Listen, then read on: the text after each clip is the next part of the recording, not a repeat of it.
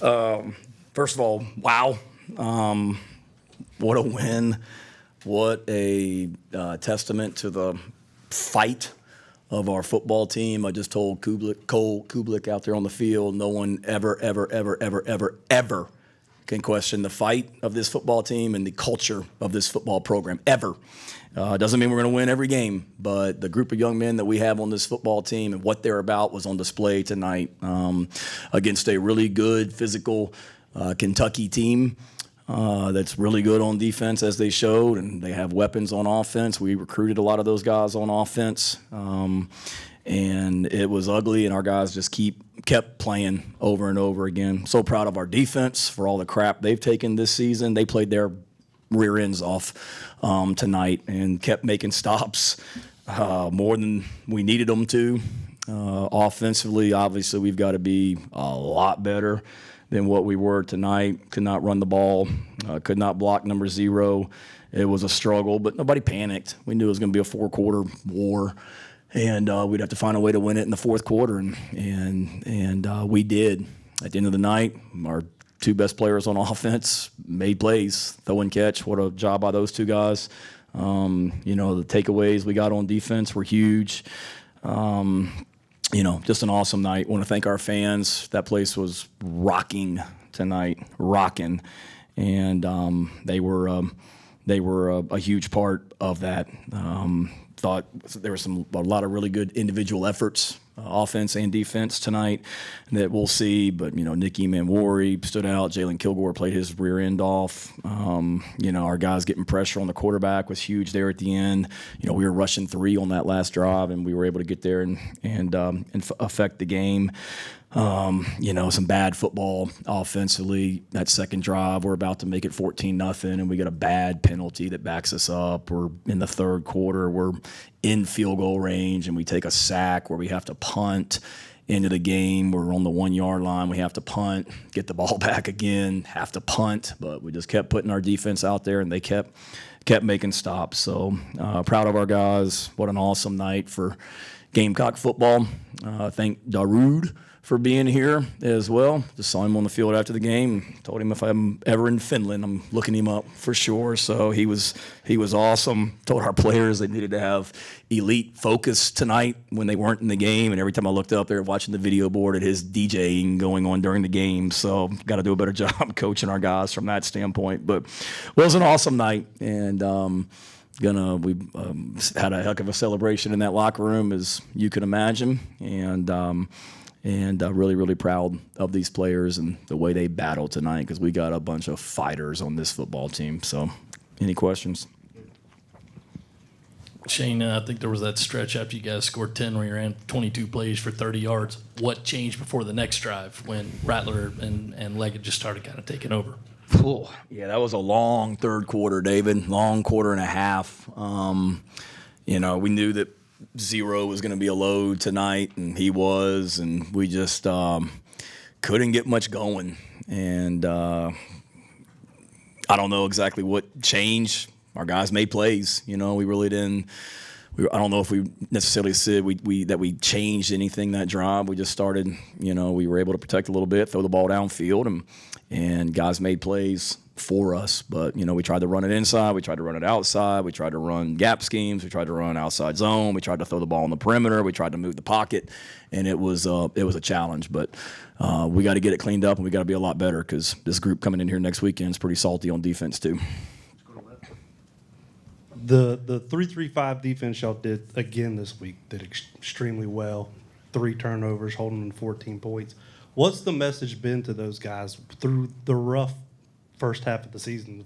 These last 2 weeks, they've played a tremendous role in helping with the success of the team. Just stay the course. I mean, we did not play good defense in the month of October. We gave up, or September too, in a lot of ways, gave up too many explosive plays and a lot of missed tackles, and just didn't do a great job. And the message was to the defense, really to the whole team, just continue to get better and continue to do your job better and take ownership better.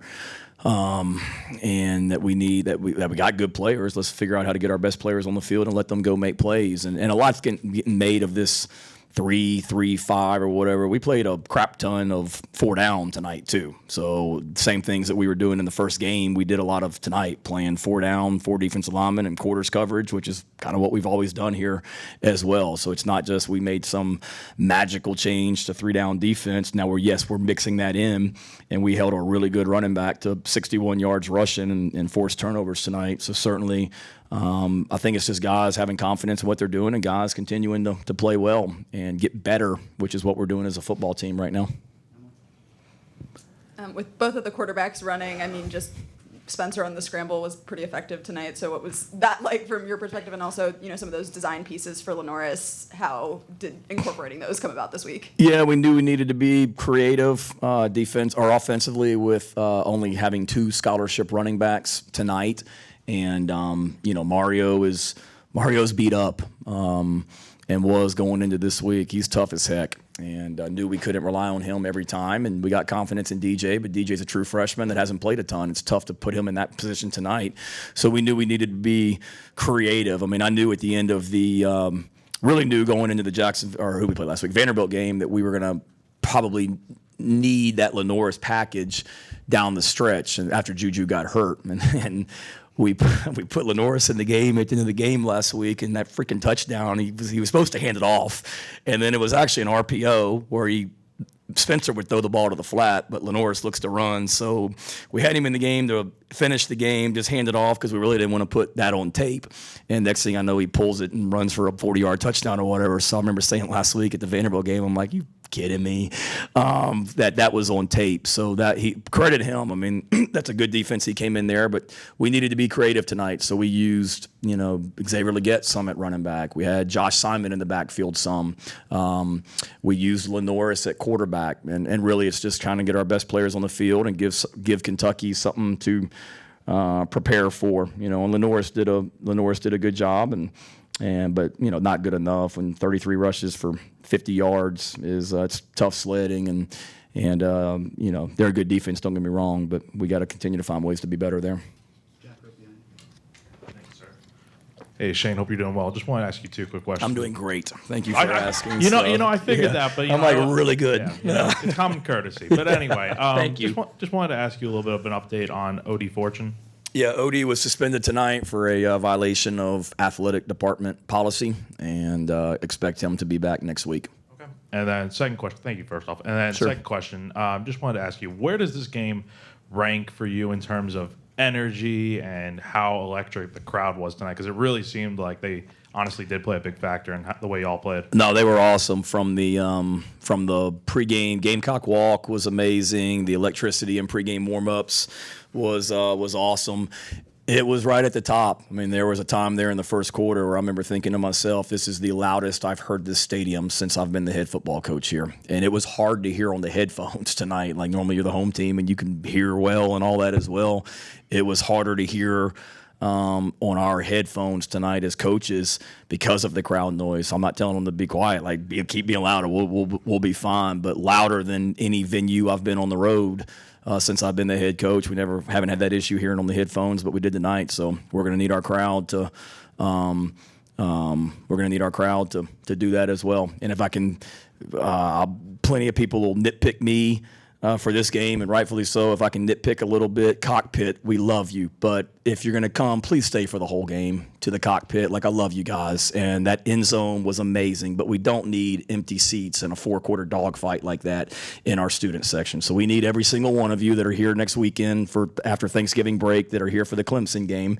And it's going to be probably a 4-quarter dogfight next week as well. So we have the greatest student section in the country, cockpit. And I sent out a tweet yesterday, or X or whatever it's called now, challenging you. And we need you to be great next week. We're going to be better as a football team, and then we need to be better with keeping this place rocking through 4 quarters. The offense was struggling to move the ball in the third quarter, most of the fourth quarter.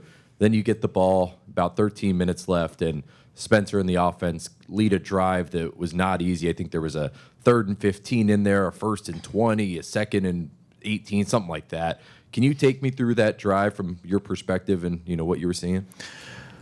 Honestly, no. Yeah, I remember some perimeter plays that we thought we had a chance to get the ball out on the perimeter that we didn't get blocked well. Two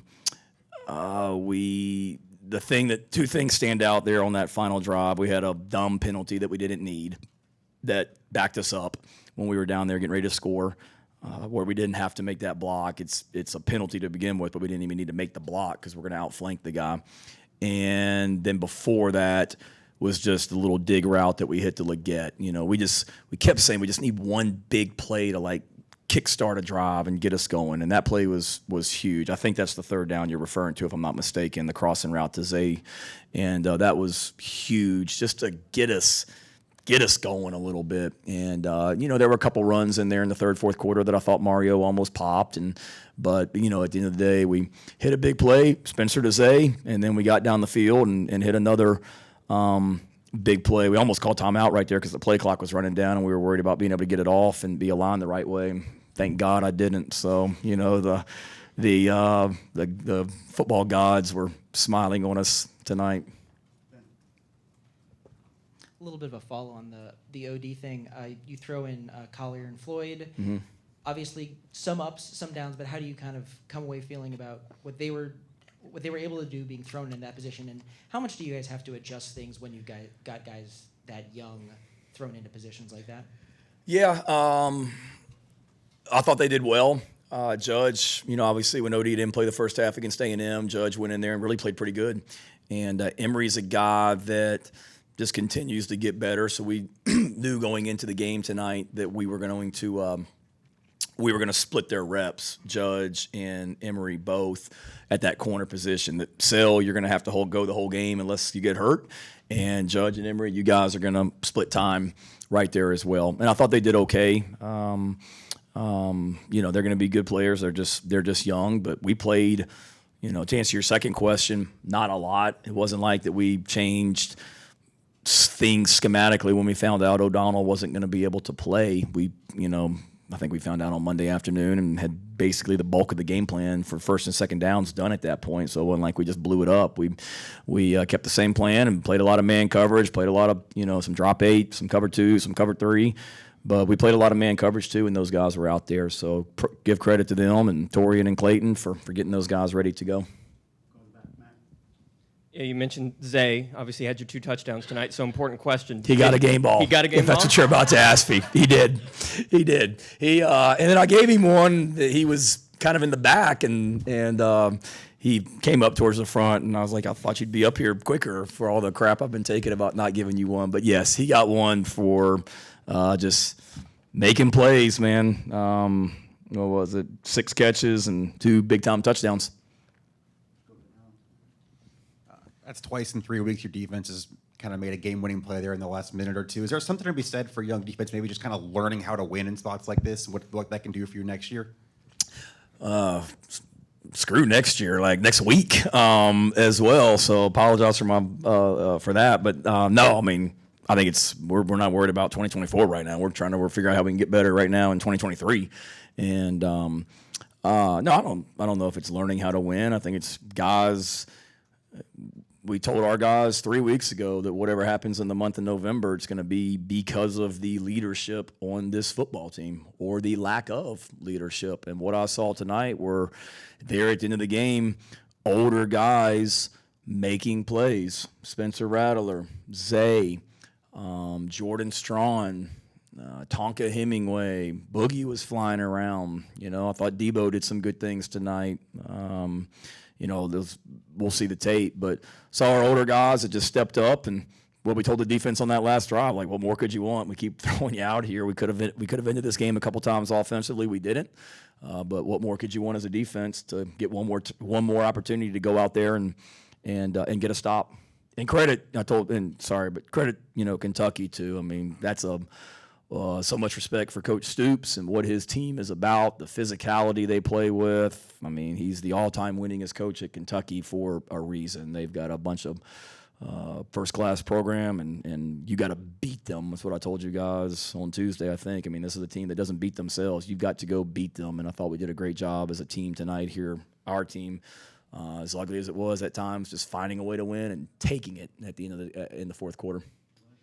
Nick Emunwari had a big interception tonight and was swarming around the field, making a lot of plays in coverage. How have you seen him grow from the coverage aspect, and how big has he been these last few weeks now that your defenses have held teams to 6 and 14 He's been points? awesome. Like, he is flying around, and he's playing like the freshman All-American that he was last season, and really proud of him. That whole secondary, everybody wanted to beat those guys up, and we gave up some big plays, don't get me wrong, and deserved it, but those guys are playing their butts off right now.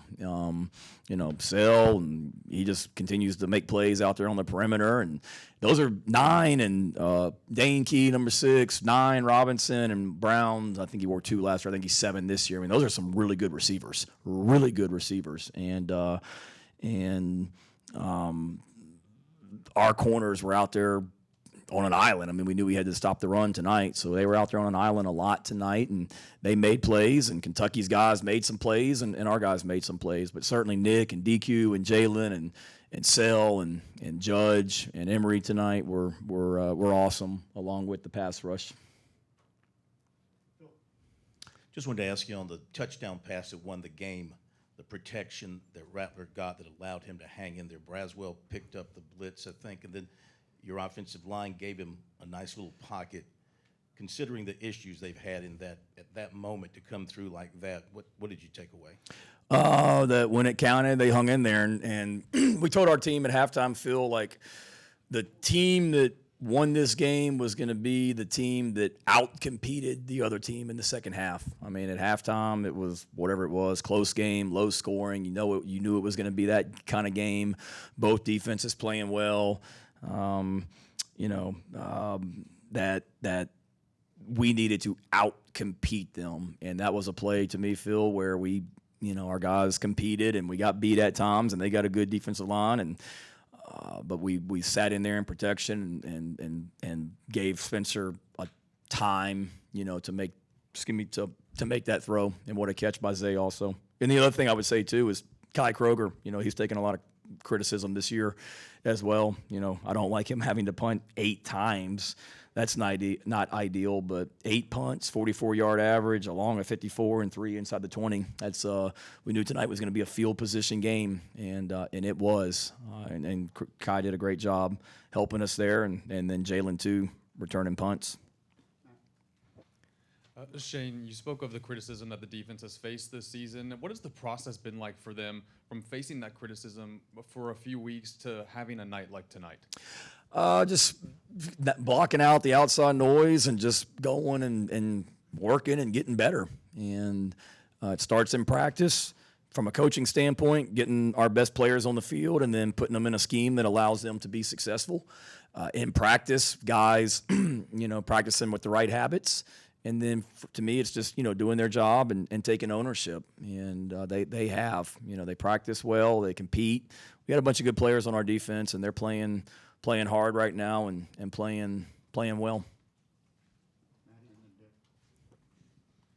Going back to the offense kind of struggling in that second, third quarter, how do you, with as thin as you are at running back and dealing with the wide receiver injuries and Trey Knox coming back, how do you kind of get this team to have an opportunity to produce and get those yards when you're struggling to be able to? Is there a way that you're able to kind of talk to them and be like, hey, this is what I'm seeing? Or is it just kind of a push through until you can get something going? Yeah, I think just continuing to push through, and it was a lot. I mean, this, call sheet that we have on offense, I mean, we're looking at everything in the second half. I mean, what have we not called? What can we execute? And I'm sure we'll go back and look at the tape when we look at it tonight, tomorrow, and see, there's maybe a guy here, a guy there. This could have been really, really good. We maybe didn't execute, whatever it might be, and then you give them credit too because they're going to make some plays, and they're a good defense. But no, I think it's just continuing to stay the course and keep mixing it up. But it certainly is tougher when you're down 2 scholarship running backs, when you're struggling to run the ball. It's tough, but our guys just kept hanging in there. We kept playing the field position game, punting, and then our defense kept making stops, which was huge. When you play a team like Kentucky, does it put a lot of pressure on you, the way that they limit probably the number of possessions you get in a game and all of what you try to do on offense? Yeah, they do. And we talked about it, too, that Kentucky coming into this game was that they were averaging 58 plays a game on offense, and they had 61. So I'm kind of right on their average. But, they opened up the game, played a little bit more, played with some tempo, which was a little bit of a surprise. They played with some tempo, but then they settled down, and they're going to shift, they're going to motion, they're going to play, shorten the game. And it certainly makes it tough. It's not like when I was at Virginia Tech coaching with my dad, we played Georgia Tech every year with Paul Johnson and that offense where it was just run. You look up and it's the fourth quarter and you've ran like 40 plays on offense. It was not to that degree, but in some ways you realize the possessions are going to be limited. And we had 60 plays tonight. Part of that was our own doing, not being effective enough on offense, but also the way they play football also. But that's the way. My first year here was, 16-10. Last year was 24-14, and that was with a block punt and a fumble deep in their territory. And then this year, 17-14, what was it, 17-14? Yeah, 17-14. I'm looking right at it. Low-scoring games. That's just what this rivalry is, but certainly feels good to beat these guys 2 years in a row for the first time since 2013. Is that right? Saw your notes this week also. So proud of our football team to win this game for the second year in a row.